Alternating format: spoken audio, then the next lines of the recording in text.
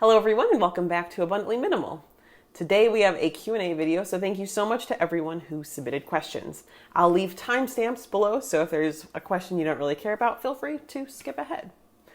We'll jump in first. I've got some questions from Rebecca. She was asking a couple questions: how Jake and I are doing, where we're currently at in our minimalist and simple living journey, and also, did we find the home buying, selling, moving process stressful, and what is our favorite thing about the new house? So lots of good questions here.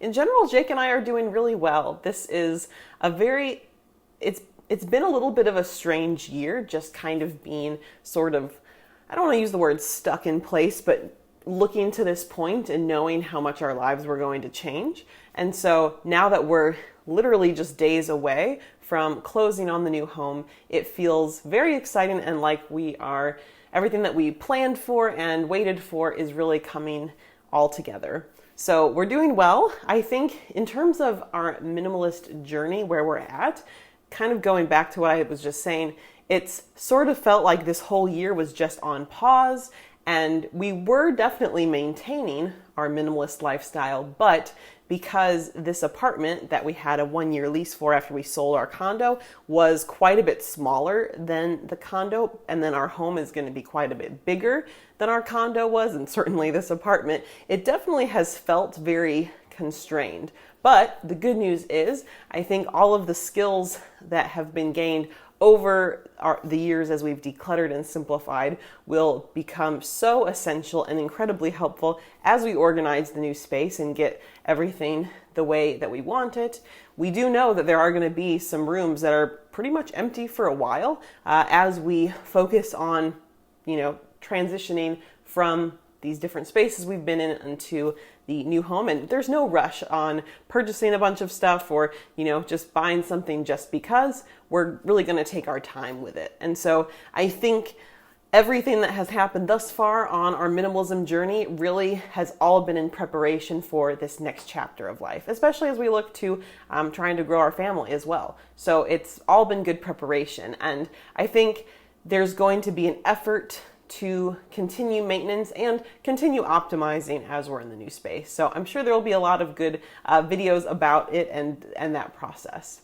And in terms of the stress regarding, selling a place, buying a place, etc., we did feel a bit of stress selling the condo, but I think that was more so because we were trying to do it very efficiently. We had our first meeting with a realtor basically exactly 1 month before we actually closed on the condo. So we met our realtor, got everything finalized, put up the listing, had all the showings, accepted an offer, and then finished getting everything ready and closed all in 1 month's time. So that was kind of insane.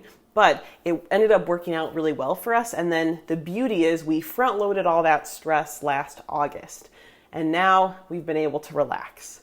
And I think too, as we shift into the new home, we're very lucky that we have a relaxed timeline. I mean, maybe unlucky that we have to still pay for this apartment for 2 more months. There'll be 2 more months left on the lease here at this apartment. We have it till the end of July, but we get the home at the end of May. So it's a very gradual process. There's no reason to rush it more than just the factor of wanting to enjoy the home as soon as possible. But that is going to be nice to take the edge off. And I think also too, in terms of with the new construction perspective, I didn't necessarily think we would go that route, but I think because seeing that just buying a home can be quite stressful if you're, checking the listings every day, seeing if there's something that's of interest and then getting to it. Are you competing against others for offers? Have you analyzed all of the different layers that would help you determine if it's a good home for you? I think that's a lot more stressful. Fortunately for us, we really were able to take our time.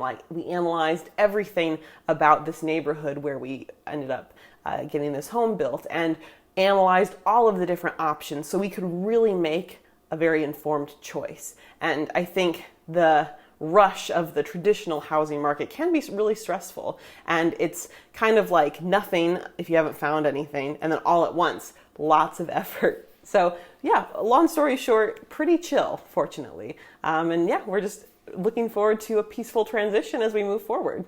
We had some questions from both Julie and Kathy asking about, will I be showing like a home tour or the organization as we get set up? So in terms of this, I'm not planning on doing an empty house tour right away, like we've done in the past and I know other people do.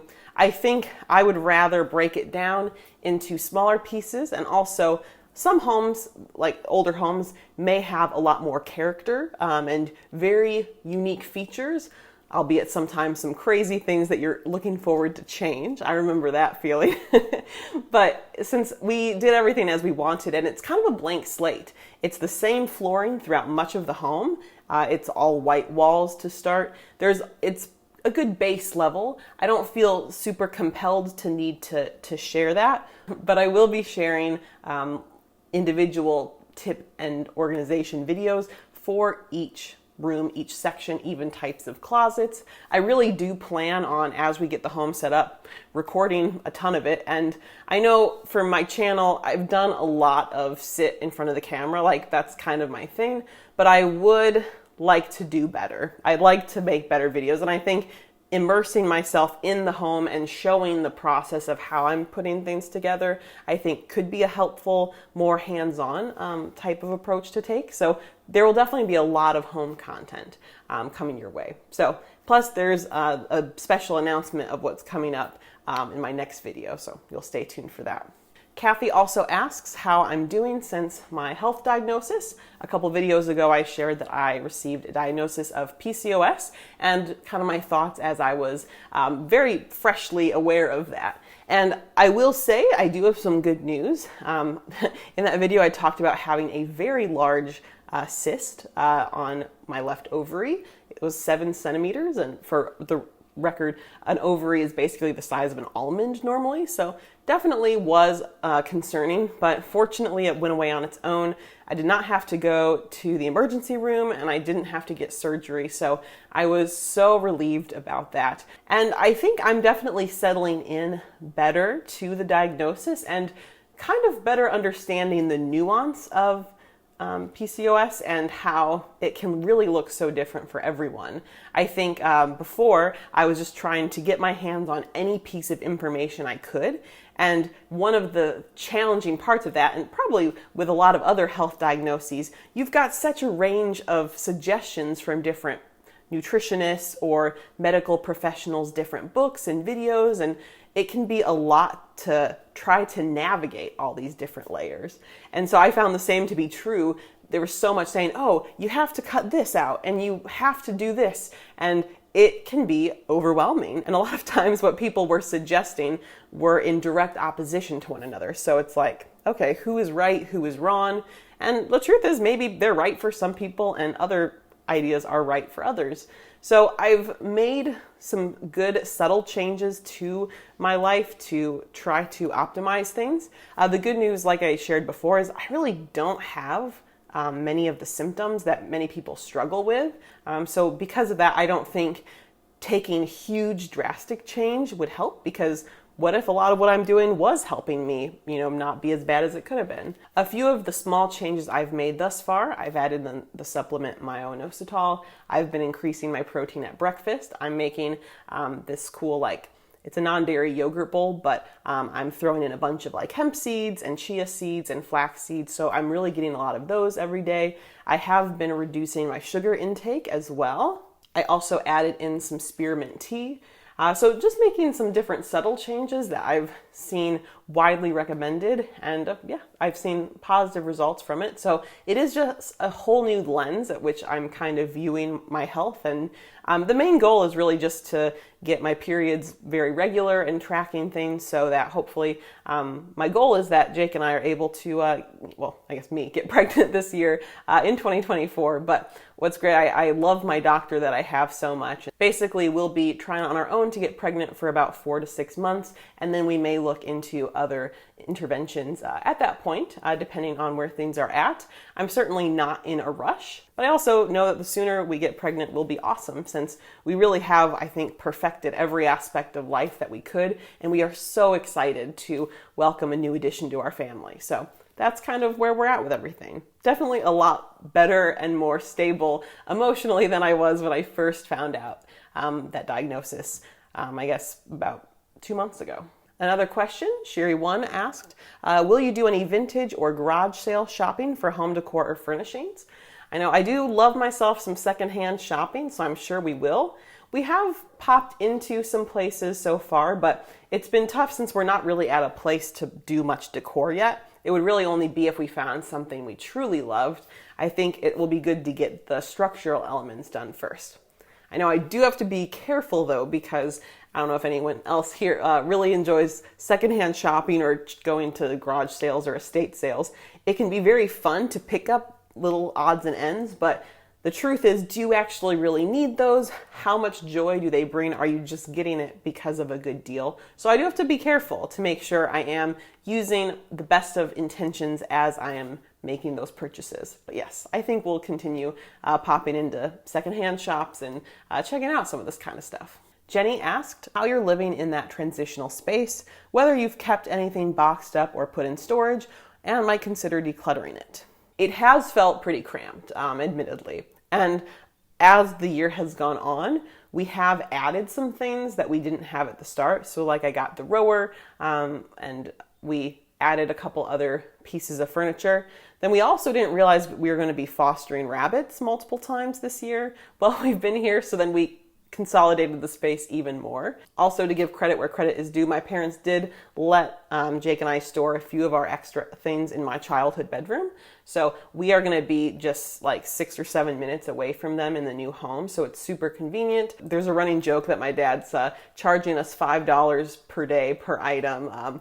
That is not actually going to be happening, but yes, we will definitely be treating them or compensating them for that storage they've provided. It definitely hasn't been ideal in here, but I think it's become extra doable knowing that there is something so worthwhile on the other side of this. And the other nice part of it too is that this is a much better area than where we were before. So we have so many nice amenities.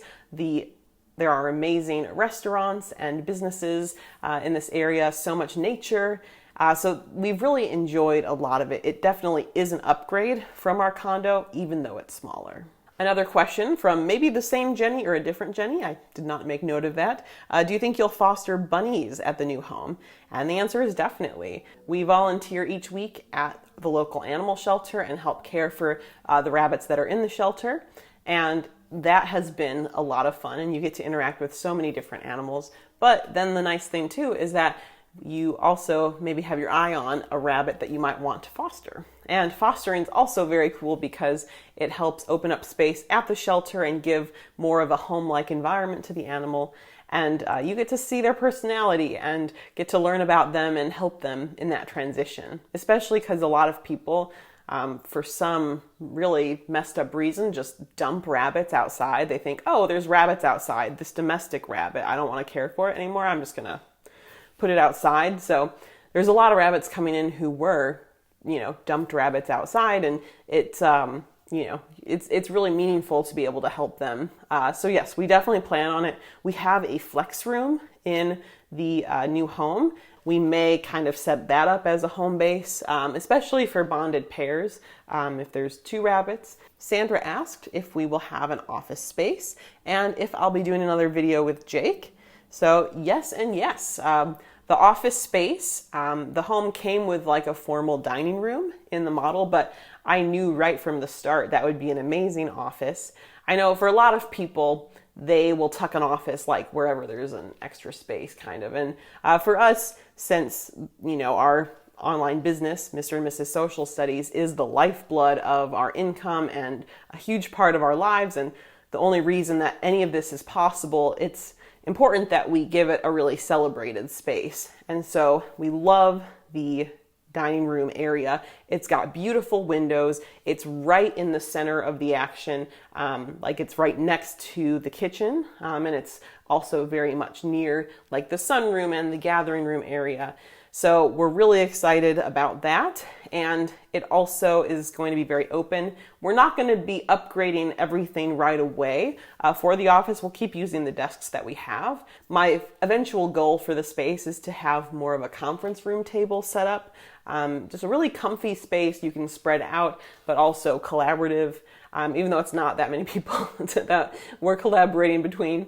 But yeah, and just having that open space and getting all set up there will be really nice. So definitely super excited for that. And I do think Jake will be on the channel again. I know that there hasn't been as much in recent times, and that also just might be because it's been a weird place as I've transitioned out of thinking of Abundantly Minimal as a business, because it's not a viable one. Certainly it's more in the hobby category, but I also do I go back and forth, because on one hand I just kind of want to have fun with it and make whatever, but then I also do still feel like there is potential for it if I made some changes. So I think that he will make an appearance at some point. But yeah, it's just kind of a tricky place with the channel to figure out. I still do enjoy making videos and I guess talking, but it definitely, at a certain point you have to really question, like, is this a good use of my time? And I'm hopeful that I can, make some changes so that it is a worthwhile use of my time beyond just my own personal enjoyment, because although I enjoy it, I enjoy a lot of other things more. So yeah, TBD on that. I know that's a not super helpful answer. We had a few questions on digital clutter, both from Esther and Carrie's. So first of all, I'd like to know if you have more tips for decluttering your digital life. It can get so overwhelming sometimes. Not only photos, but accounts, email archive, etc. I'd be interested to hear about digital decluttering. How do you do this today, and if you have changed your ways over time? I think digital clutter is always important to address because it can continue being crazy if we don't take matters into our own hands and set up systems. So I think finding systems that work for you, no matter what you end up doing with your digital clutter, is the most important thing. And that has helped me over time to sort of get a routine together. Photo clutter can be challenging for me, especially with our travel, and even when we fostered rabbits, I would have several hundred photos and video clips of them each time, and 3 different times of fostering, that's a lot of photos. So I know we have paid for Dropbox to have extra file storage. And for me, it's really nice to know that I can back files up there and then delete pretty much all of them off my phone, so that it opens up space for other things, and I'm not having to constantly deal with such a volume of files there. I think also for me too, it's helped a lot to really step back from trying to do all the things with social media and other online things. For me, it's often always felt like a job. I do still enjoy being on Instagram as a consumer of content, but I don't enjoy the process of creating social media content or that kind of stuff. So by letting go of trying to do all these different little extra tasks has really helped, because it has limited my digital work to basically making videos for Abundantly Minimal here and there, and then making our resources and products or emails or blog posts for Mr. and Mrs. Social Studies. And so by limiting the extra, like cut out the excess and just focusing on these few avenues, it means I'm generating so much less content in the digital world. Therefore, it's easier for me to manage. I've also really found temporary folders to be helpful, and that can either be on your desktop. If there's something you need for a temporary purpose, throw it in the temporary folder and delete everything in the folder like once a month or whenever it makes sense for you. Same with emails. If you're managing different orders, like in this current phase with the home preparations, I have a home orders folder that you just throw things in, and then once something's taken care of fully, you can just delete those messages. Other than that, basic habits of, well, you have a random 5-minute or 10-minute pocket of time, like during commercials or when you're waiting in line somewhere, go through and just delete some stuff. Unsubscribe from emails. You can delete unnecessary photos. taking care of that stuff on a regular basis prevents it from becoming so overwhelming. So that would be kind of what I'm doing now and how it's working. And then lastly, Carrie's asked a couple other questions. Some questions like what YouTube channels I watch or what inspires me, as well as about reading, like reading I'm currently doing or enjoying. And then also balancing wanting to live a minimal life with practicing hobbies, such as she gave the example of painting and artwork and buying the materials that come along with that. So my first two answers are pretty quick. I actually don't really watch too much YouTube these days. Admittedly, really the only thing I am watching is stuff related to pregnancy or PCOS, how people are adjusting to becoming parents.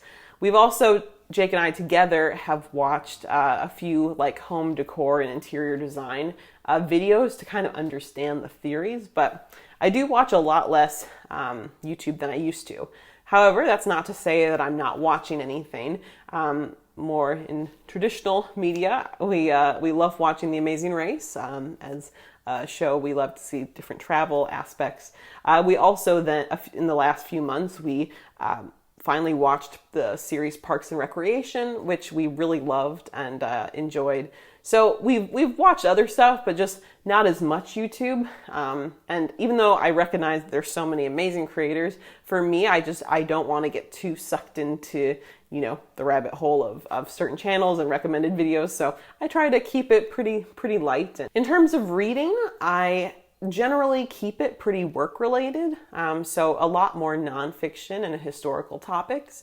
I haven't actually read a fiction book in a long time, but I have been reading more like health and pregnancy and PCOS related materials. So yeah, I definitely think it would be fun to get back into reading fiction. But I think in the short term, that's not kind of where, I want to go. I think I really like to squeeze the most out of my day, like a sponge, just all the life out of the day. And I have a lot of dreams and visions for things. So I'm pretty laser focused right now on more of the productive aspect of reading when I do it. But I do definitely look forward to moving back that direction, because I know that's a little bit of a toxic productivity vibe. So I think fiction could definitely happen more in the future. And in terms of the balancing hobbies with a minimalist lifestyle question, I think it's a great question and always worthy discussion. I know that for me at least, work is a huge hobby of mine, which is, for better or worse, it's, that's what the answer is.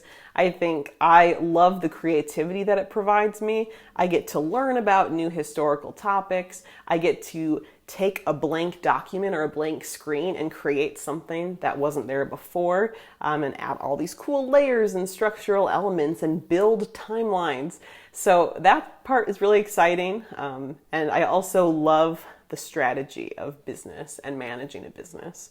So for me, that is a hobby that I, love, but I also do love a lot of other non-stuff hobbies, I would say. I mean, they certainly could be stuff hobbies, but I love travel and planning travel. I also really enjoy listening to music, and I get so excited every Thursday night at 11 p.m. The new music comes out on Release Radar on Spotify, so I'm there every Thursday at 11. And I also really love cooking and have been having more fun getting into, cooking new recipes and being a bit creative as I've especially, made some modifications from the PCOS front. Those different hobbies don't really require an influx of new items, but I think if these hobbies are bringing joy, there's absolutely nothing wrong with any of them. And I think there's a lot of merit to spending time doing what makes you happy, and there's no rule book on what minimalism has to look like, and it will look different for everyone. That being said, I will say I don't know how widespread this is, but I think there's definitely certain maybe types of people or things that are maybe pushed in society where people are jumping from one hobby to the next. So kind of the approach of, oh, I discovered this new hobby. Let me buy all the tools and all the gear and everything, and I'm going to do that hobby maybe for about 2 weeks.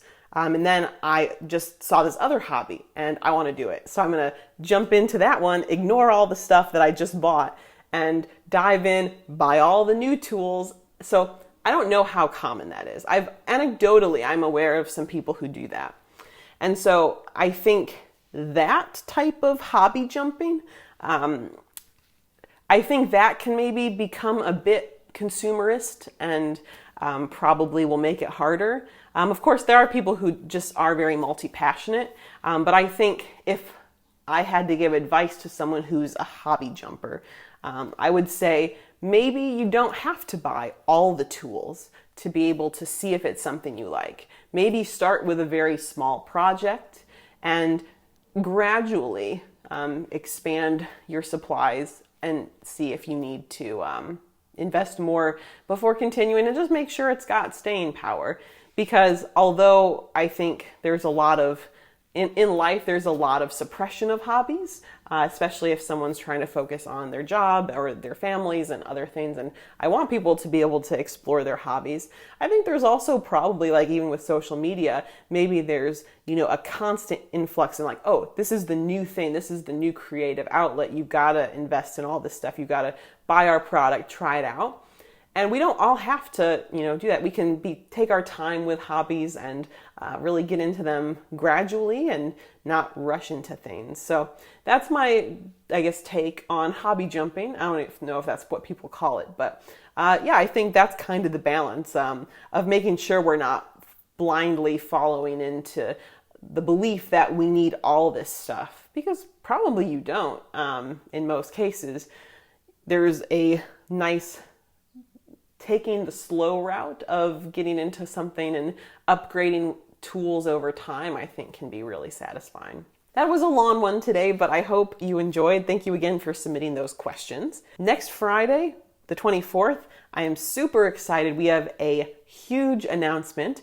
It is the biggest giveaway of sorts that has ever happened on the channel, and I'm talking all about it. And you won't want to miss it, as well as what's coming after that for the months of June and July. So that's my little teaser of what's to come. Very exciting. And I hope you enjoy the rest of your day. Feel free to check out some past videos here, and I'll see you in the next one. Bye.